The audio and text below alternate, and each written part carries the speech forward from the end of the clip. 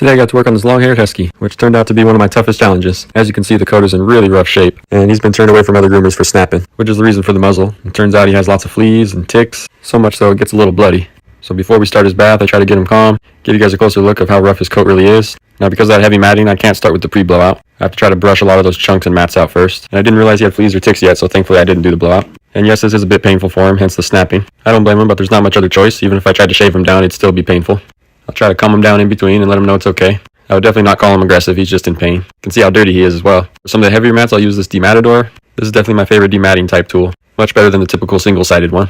And I'll use my 1-is-all Grandmaster clippers to shave the inside of his hips and groin area. The mats are just too heavy there. You can see all that hair we got out even before the bath. Now I realize he's got probably thousands of fleas on him, so I have no choice but a flea bath before the blowout. And it was much worse than I thought. You could see all that blood in the water, just dripping from him. I think a lot of this is built up dried blood that's coming off, not necessarily blood he's actually losing in the moment.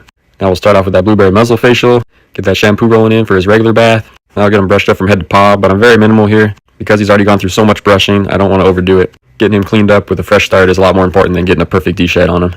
You'll still see a lot of the red in the hair, which is some of the blood coming out. I probably brush for only about 5 minutes here. Then we'll get him rinsed down again, show you guys what the tub looks like after. So bad the tub floor is splattered with some blood.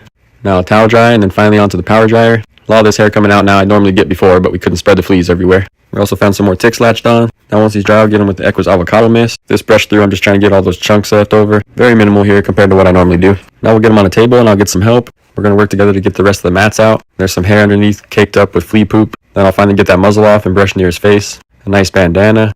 Then we'll check out that nice, clean, healthy, shiny coat. No crazy hair coming out. Now we'll get a before and after. Definitely a giant upgrade. He's all ready to go home.